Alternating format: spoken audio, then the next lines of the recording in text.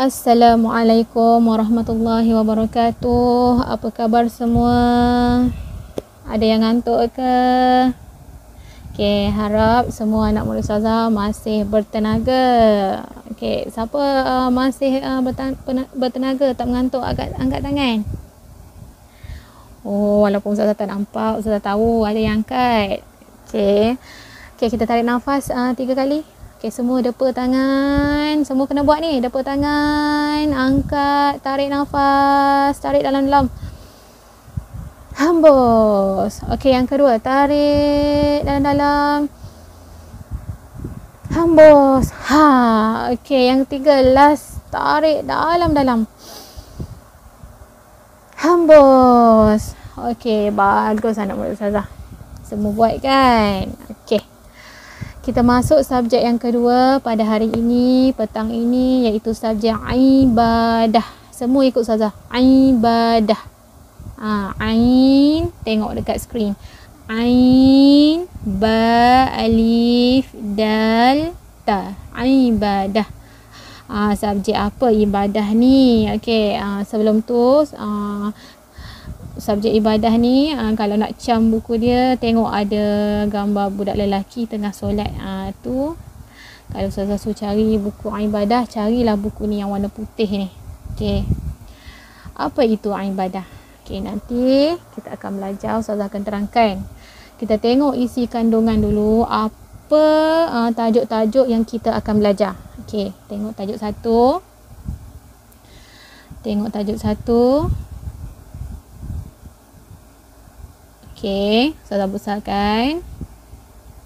Tajuk 1 tu, yang ada nombor 1 tu. Konsep kehambaan dalam Islam. Konsep tu maksudnya pengertian, maksud. Macam itulah lebih kurangnya. Maksud kehambaan dalam Islam. Okey, pertama kita akan belajar memahami pengertian kehambaan dalam beribadah. Apa maksud ubudiyah, kehambaan? Hamba, apa maksud hamba? Okey, yang kedua kita akan belajar mengetahui dalil naqli tentang kehambaan. Apa itu dalil? Dalil ayat Quran. Okey, yang ketiga kita akan belajar menyatakan peranan manusia sebagai hamba Allah. Apa peranan kita sebagai manusia, sebagai hamba Allah? Okey. Kemudian tajuk yang kedua kita akan belajar konsep kebersihan dalam Islam. Konsep ni besar. Apa konsep kebersihan? Bersih tu apa dalam Islam? Okey, yang pertama tengok yang ustazah tunjuk ni. Kita akan belajar menyatakan pengertian kebersihan dan bersuci dalam Islam. Apa maksud kebersihan dan bersuci? Yang bersih tu lain maksud dia, bersuci pula lain maksud dia. Okey, yang kedua menyatakan cara-cara menjaga kebersihan. Macam mana kita nak jaga kebersihan? Yang ketiga kita akan belajar menyenaraikan kepentingan kebersihan dalam kehidupan seharian. Apa dia kepentingan kebersihan?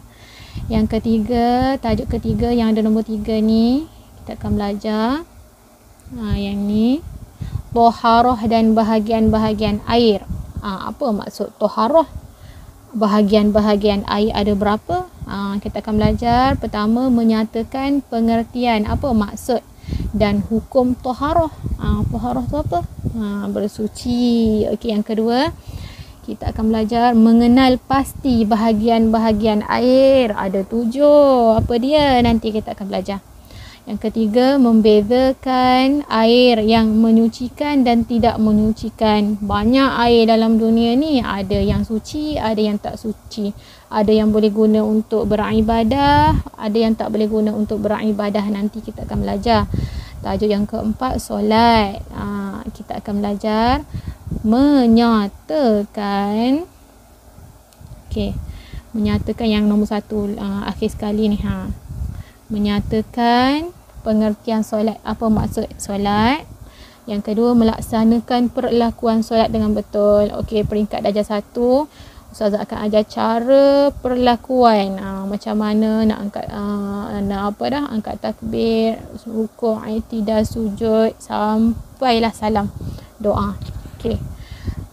Baik, itu sahaja yang kita akan belajar dalam subjek ibadah tahun 1.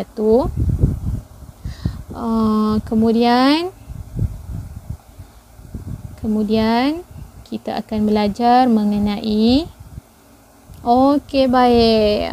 Ni masuk kepada pembelajaran kita pada hari ini. Tajuk yang pertama, macam saya bagi tahu tadi, tajuk yang pertama adalah konsep kehambaan dalam Islam. Apa maksud hamba dalam Islam? Anak-anak murid ustazah. Okey, semua ambil perhatian.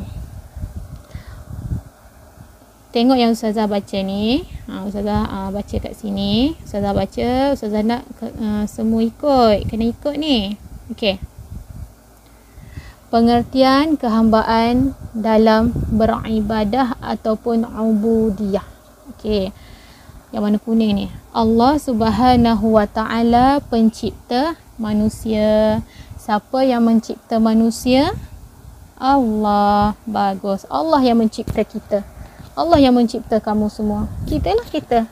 Cuba peluk diri kita. Kita lah Allah yang menciptakan kita. Bukan orang lain lah. Bukan mak awak. Kita sendiri. Cuba kita bayangkan kita sendiri. Allah yang peluk diri. Allah menciptakan kita. Okey. Semua makhluk. Saya baca kat sini. Semua makhluk yang ada di muka bumi ini ialah ciptaan Allah. Apa dia makhluk yang ada di bumi ni? Siapa tahu? Siapa tahu? Cuba jawab. Makhluk. Alien.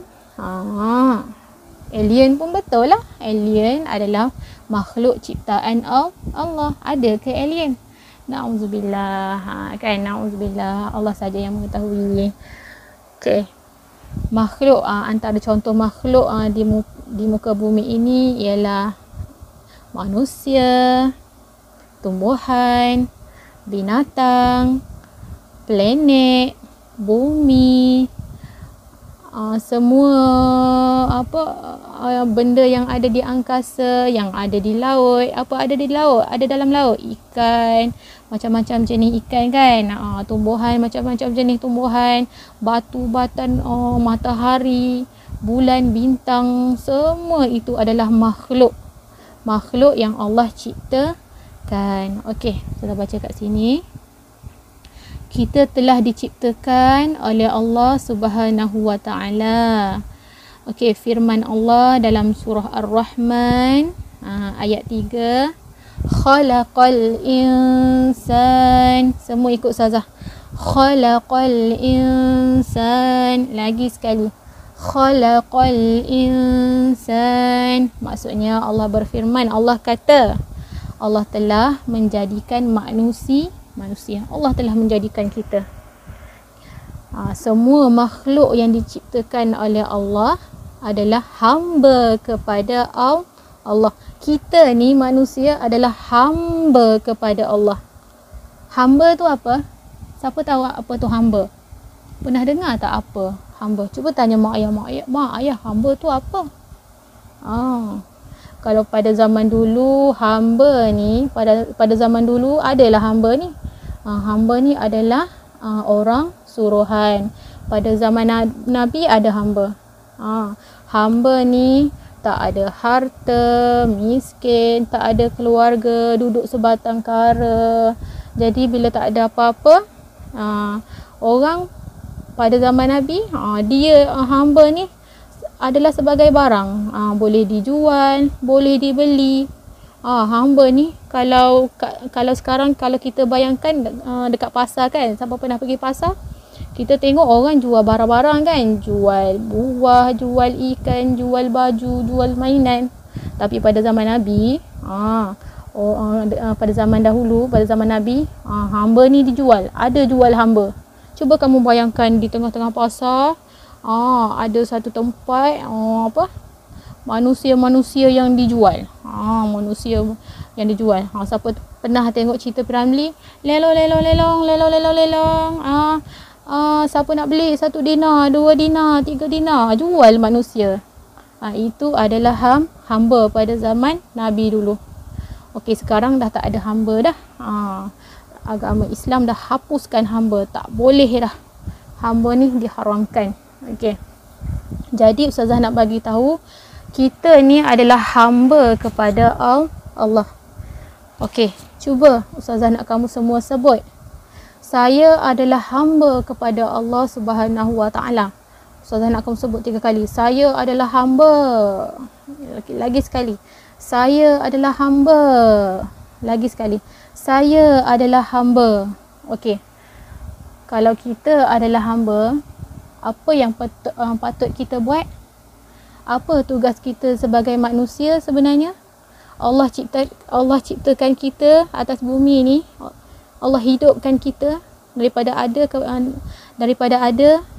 tiada kepada ada.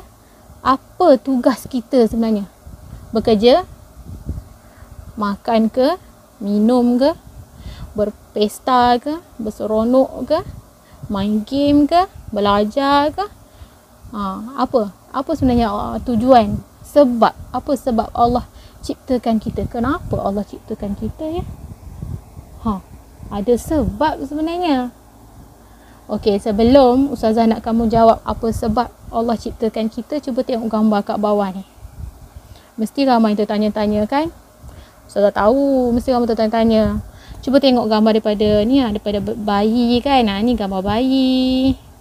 Daripada bayi dilahirkan jadi kanak-kanak, jadi dewasa, remaja, jadi macam ayah kamu ni, last-last jadi orang tua kan.